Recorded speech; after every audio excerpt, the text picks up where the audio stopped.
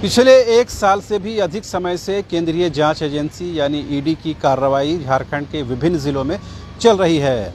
अब जो ताज़ा मामला है वो कांग्रेस के विधायक प्रदीप यादव के विभिन्न ठिकानों में, जिसमें रांची, गोड्डा और दुमका शामिल है, इन ठिकानों में मंगलवार को छापेमारी की गई है। लिहाजा इस छापेमारी को बेहद अहम इस लिहाज से माना जा रहा है कि कहीं न कहीं प्रदीप यादव के यहाँ नवंबर के महीने में जो छापेमारी की थी आईटी के द्वारा, उससे जो कुछ तथ्य मिले हैं या उससे कुछ डेटा प्राप्त हुए हैं, उसी बुनियाद पर ये छापेमारी हुई है, ऐसा सूत्र बता रहे हैं। मंगलवार को छापेमारी हुई, उसके बाद तमाम राजनीतिक गलियारों में आरोप प्रत्यारोप, चर्चा का बाजार गर्म रहा। लेकिन प्रदीप यादव फिलहाल रांची में नहीं है, बताया जा रहा है कि गोड्डा में है और गोड्डा में ही उन चीज़ों को देख रहे हैं। आज चूँकि बुधवार का दिन है, सवाल यह है कि आज क्या अपडेट है। तो ईडी के दफ्तर के बाहर हम मौजूद हैं, देखेंगे फिलहाल यहाँ पूरी तरह से सन्नाटा पसरा हुआ है, कोई भी एक्टिविटी आपको नज़र नहीं आएगी। लेकिन जो सूत्र बता रहे हैं उसके मुताबिक कांग्रेस के विधायक प्रदीप यादव को ईडी ने आज बुलाया है, और ईडी ने इस वजह से बुलाया है कि रांची में जो उनका सरकारी आवास है विधायक के तौर पर, जो डोरंडा में ही पड़ता है, उस आवास में कल दिन भर छापेमारी हुई, दिन भर आवास को खंगाला गया। बताया ये जा रहा है सूत्रों के हवाले से कि उसमें एक अलमीरा है जो बंद है, और इस वजह से प्रदीप यादव को बुलाया गया है कि उनकी मौजूदगी में, उनके प्रेजेंस में उस अलमीरा को खोला जाएगा ईडी के अधिकारियों के द्वारा। लिहाजा इस वजह से उनको बुलाया गया है। जब वो आएंगे तब उस दराज को, उस अलमीरा को खोला जाएगा। अब उसमें क्या कुछ प्राप्त होता है, क्या कुछ उसमें जानकारी मिलती है, ये तो बात का विषय है। लेकिन अभी जो खबर है वो ये कि फिलहाल जो प्रदीप यादव हैं वो गोड्डा में हैं। गोड्डा से कब वो रांची आते हैं इसकी कोई कन्फर्मेशन अब तक नहीं है, लेकिन वो आएंगे, हर हाल में आएंगे। अगर ईडी ने उनको समन किया है तो हर हाल में उनको आना होगा।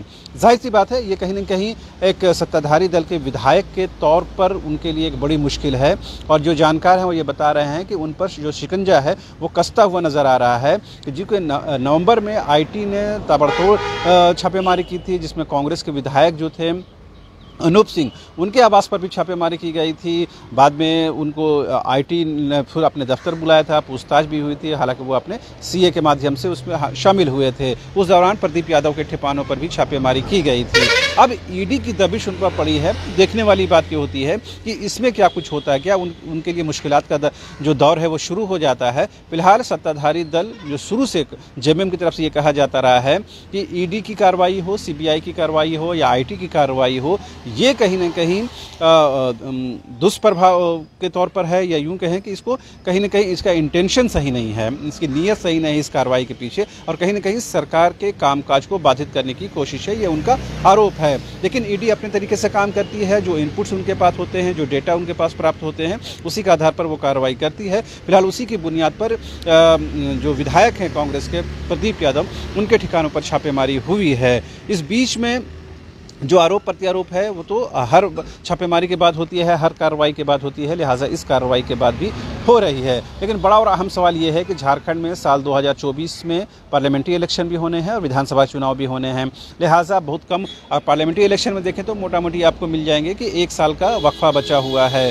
तो ऐसे में अगर ये जो लगातार जो छापेमारी चल रही है, ईडी की, सीबीआई की कार्रवाई चल रही है, ये अगर लंबा खिंचता है तो जाहिर सी बात है चुनावी साल में ये प्रवेश कर जाएगा, और कहीं ना कहीं चुनाव में ये मुद्दा भी बनता हुआ हमें नज़र आ रहा है। फिलहाल आप ईडी की कार्रवाई की जो जांच चल रही है, जो उससे इनपुट्स मिल रहे हैं, वो तमाम पब्लिक डोमेन में है। इससे पहले आपको पता है कि छवि रंजन की गिरफ्तारी हो चुकी है, उससे पहले पूजा सिंगल जो आईएएस अधिकारी हैं, ये 2 आईएएस अधिकारी फिलहाल जेल की सलाखों के पीछे हैं, और कई जो सत्ताधारी दल के लोग हैं उनसे भी पूछताछ हुई है, जिसमें खुद सीएम से भी पूछताछ हो चुकी है। प्रदीप यादव के ठिकानों पर छापामारी हुई है, आईटी की रेड हुई, उसमें अनूप सिंह के ठिकानों पर छापामारी हुई। तो लगातार ये छापामारी चल रही है, और पंकज मिश्रा जो आपको पता है कि मुख्यमंत्री के जो बेहद नज़दीकी हैं, वो उनकी गिरफ्तारी हो चुकी है। लगातार वो अभी जो कानूनी प्रक्रिया है उसको फेस कर रहे हैं। तो ये लगातार झारखंड में चल रहा है। इस बीच में प्रदीप यादव